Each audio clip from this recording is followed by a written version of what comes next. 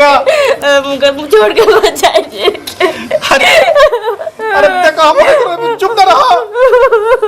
पागल करो तू कल सी चलो हो देखे गिरी हम मत तू मुझे खाला बोतल ही जमीन है तो गिर तो कोई भौजी क्यों निकलत नहीं के जी क्या मार खाली हमारे तो चिन बजा। अरे बाबूआ जी का भौजी तुम अरे जान दे सुबह से गो मांग लो त पागल बा जहिया से सुने बा ये घर में परोजन हम कहीं से रोज रोज पूरी पूरी खतिया जात हुए हम से क्यों नहीं कन्या ए दुल्हन ले आओ ले लो बड़वा। हां दीदी ले क्या हो अभी सब बाकी में कहो भौजी आ अपनी है नहीं अपनी ने हाथ के सिनरवा ले ले भाभी बाड़ी खाड़ा हो खोला बबुआ पलकी के वड़िया मंगिया बहोर बहो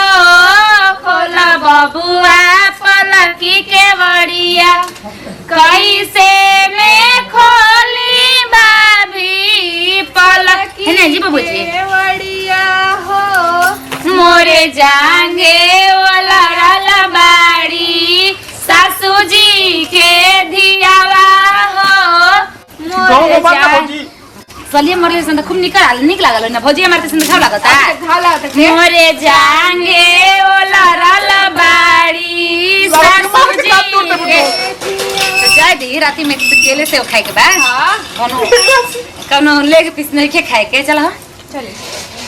नरमी कलैया बबुआ धीरे से दबैया हो उठी के बैठी जाई है सासू जी के भौजी गोड़ लगला बैठी जाई है सासू जी के धियावा हो उठी के बैठ गई नजर ना लगे रहा लोग के जोड़ी के एकदम बुझात टेनो कि साक्षात राम जी आ सीता जी चल के आवत नीचे डाली बाबू जी मैं दौर में देख डाली पहले पानी अरे छता पैसा मांग रहे दो अब हो जी खरा मंगिया हट नहीं ये अरे गांव करते खता तू और खरा मंगिया ना आई बाबू जी नाव के चला ए कनिया नाव के चला जैसे बसवा नवेला वैसे न के चला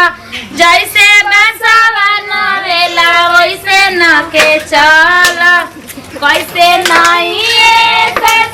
घूमत रहलू ब्रिज मोहन गोदी नंदू गोदी आइलू तार चला कनिया काछो ना लइलू तार चला कनिया काछो ना लइलू नके चलाए दुलई नके चला जैसे बसवा नवेला वैसे नके चला जैसे बसवा नवेला वैसे नके चला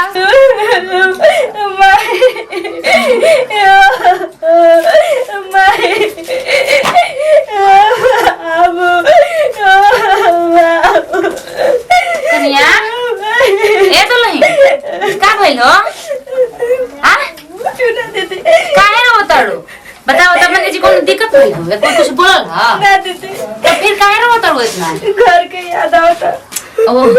तो आखिर यो तो तार घर है ना आ हमनियो के अपन माई बाबू छोड़ के आइल बने घर दुआर छोड़ के आइल बन जा पागल मती रो बुद्धि में खाली झूठे एक तबीयत खराब होखी छोटकी भारत दीदी ए छोटको बाबू जी के क्या हो ना सुना एक हंसे लगा बताते हैं बाबू जी आओ तो चली जी बिना कुछ ले ले ना अरे चली जी इतना कोई चलाते नहीं बनी हो हमें से पूछो तनी ये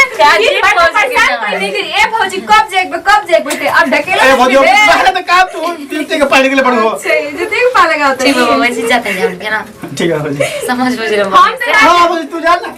तब बैठो ने तबे ना जाइब हम एबरा फुल बॉर्डर पर के लड़ाई है जी के लड़ाई में पता चल गई चल हो छोड़ को अब तू कहां चले बाड़ू सोचो तनी के इधर रही चल अब अरे भौजी जा ना कहां पीछे पीछे जाइबू तू हाय देखो राजा बारू तू काहे रो तड़ू हो हां कुछ ना तो फिर कोन दिक्कत नहीं है दिक्कत बा कोनो नहीं खेती को तो चुप रह कहाँ रोता रू ए जी का हो लाज लगा तो बड़ी है हमरा से लज किसन रोवा से तो लाज आओ तो हमरा तो काहे लज होता हमरा से हो देखिए हम के को मरद के देख ले नहीं कि कबो सज धज के अरे दूसरा के मर गया अपन मरद के देखो दूसरा मरद के दिखेगा भाई जा मतलब हमके क्यों नहीं के देख लेंगे इतना सजले धजले में क्यों तक ही नहीं ना तो हमारा के दिखाओ कम से कम ना ना हो तुम मुंह दिखावा दी पहले अल्लाह अभी वो बाकी है बा हाँ बाकी बा तारे घर सब पूरा शरीर दे देनी तो कुछ बाकी है बतारा हमको शरीर ना चाहिए आज हमके नेक चाहिए आज सब कोई देला रीति हो गए का हो मतलब ये सब कोई करेला यार ठीक ठीक ठीक बता देतन का देता नहीं हाय हां अब वो ना पहिनब लोहा के अरे लोग अगर चांदी खरे पातो कहीं कहीं चांदी हो चंदे हो पहिना दे राखी नहीं किलो बना ये राखी ना पागल कहीं कहीं ये राखी तरह लगा था ठीक बानो हाँ ठीक बाटे दिखाओ तो फोन आ गया हेलो हाँ यस सर हाँ बोलिए क्या लड़ा लग गया है ठीक ठीक ठीक है सर ठीक है सर हम आ रहे हैं ए जी हाँ ओके सर ओके ठीक ठीक है सर निकल रहे हैं हम निकल रहे हैं बस निकल रहे हैं ठीक है सर रखिए ए जी के कर फोन हो सर का फोन आया था ना सर के मेरे साहब का फोन आई रहा तो का कहनी हो अरे लड़ाई छिड़ लो बोर्डे पे जाए बा हमारा ई का बहुत जरूरी कहतन जी बैठे तो ई का कहतन जी आइले 24 घंटा ना बोल घर में हमरे के छोड़ के जात नहीं देखो हम की डिप्टी है बजन लो तो कहां देखिए हम बताएं के जाए ना दे मर जाए ये तू काहे ऐसे सोचता रू हैं एक खातिर शादी करके लेके नहीं कि हमरा खातिर एक को दिन ना निकाल सके नहीं टाइम अरे देखो अब घर देखी कुछ बुझात नहीं के जा सुहाग रात हमनी के शादी भइल बा आज देखो पहले भारत माता के देखो ओकरा बाद कुछ भी घर देखो ठीक बना ना रे उनको छोड़ के मत जाए देखो सुरक्षा खातिर हम ये के हाथ में बनो हैं आज एक दिन गल जरूरी रहला जरूरी बात तबे ना ना तो हम हमारा मन है कि हम रही घरे हैं देखो रो मत ठीक बता रो का मत हमारा ठीक बना ए जी ये छोटकी ना क्या घना घरा बाहर जी ई का जे बाबूजी ई कौन ड्रेस में रुआ गुनी अरे जाते नहीं भौजी कहां जाता नहीं इस दिन जी अरे क्या बताएं भौजी आई ला बोर्डर पर से फोन पगलाई बनी क्या है बात करे हम बात कर पा जब क्या जी करियो तोरा लिए घर में छोड़ के अरे बात ले कोनो फायदा नहीं के भौजी बतिए नहीं है ना रो पता नहीं है कि शादी उदी भइल बुआ जे कनिया और लिया शादी के छोड़ना बाजार भौजी वो जब बॉर्डर पे लड़ाई छिड़ गेलो ठीक जा दे लड़ाई भर लड़ाई लाई दे ई सब खोली उतारी ई क्या कहत रे भौजी तू ई तू कोनो मुंह से कहत रे गिरा है द दिन देखो तनी ये हमरे के छोड़ के जात नहीं पगलाई बन गए कनिया के छोड़ के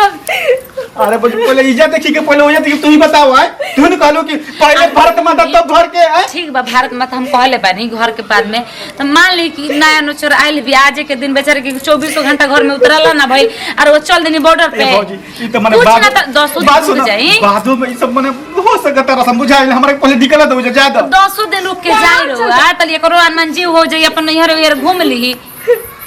ये भौजी अब कैसे तारा के बताइयो का भइले दीदी जी देखत नहीं खू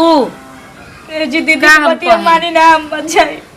जा देखनिया रो मत जा जाके आरती उरती दिखा दो जा ए दीदी मना कर दी ना कि ना जाए अरे माना अरे कर बाबूजी मतलब पागल बनी हुई नया लक्ष्य शादी भइल बेटे रोके रोके के नहीं खे हां ये भौजी का हम तब बुझात के पगला दे तो हमेशा काम काम काम काम बाप रे बाप जा, पता जा, नहीं जा, वाला 2 दिन बाद चल जाओ लेकिन आज रुक जाए मतलब इन्हें नहीं अभी आज बियाह के लेके नहीं है फिर अभी इज्जत नहीं यही रहती में हां ये भौजी हम कैसे समझाए तो दो दिन बाद चल जाए भले, लेकिन अरे, रुक जाइए। आज का का गलती बताई। कुछ पूछात नहीं खे यार। भौजी तू तो पहले हमारे दुइयो दिन रुक जाई, सुनी सब कोई के बात मानल जाला, दुइयो दिन रुक जाई। ए भौजी तो ने बात हम निकाल जान दियो। अरे ना ना ऐसे मत जा, कन्या जा आरती लेके आ तो जा। पहले हमारे सबसे पहले भारत तब भर के मत जा आरती लेके आ तो। इतना कठोर हो गेल जा बड़ी जा आरती ले आ तो तू जा वो देने क्या होता हमरा पतन को। अरे मुख काहे नहीं के मुंह तो पले बा जाए दे जब नहीं के छुट्टी, लेकिन हाँ, जाके आ 10-15 दिन खाली रह के आ जाम फिर। अच्छा हाँ भौजी तो हाथ बात में ठीक हम 10-15 दिन में चले ठीक बना छुट्टी मांग ले। और से पहले ही जब शादी बियाह रहल हटे तो कह दे कि चाहिए हमारी शादी हो रहा है सर हमको अभी छुट्टी अरे दे बात दीजिए। पहले हमका तो बबुआ जी नहीं खाने मन जानते बाड़ू से मुझे बड़ दीदी रोवा कह तो रुक जाए रुक आई। अरे हम का कहीं, हम तो कहते बानी। छोड़ा ना जाए ता वैसे भी तो बबुआ जी सबसे पहले तो की माँ के बेटा है ना, तो पहले अपने माई की बात सुनेगी ना। अच्छा से रोना जाला, अच्छा से विदाई कर इनकर खुशी खुशी मन से। आ जाके फोन उन करत रह, बिना कि जा कोई जगह भुला जाए।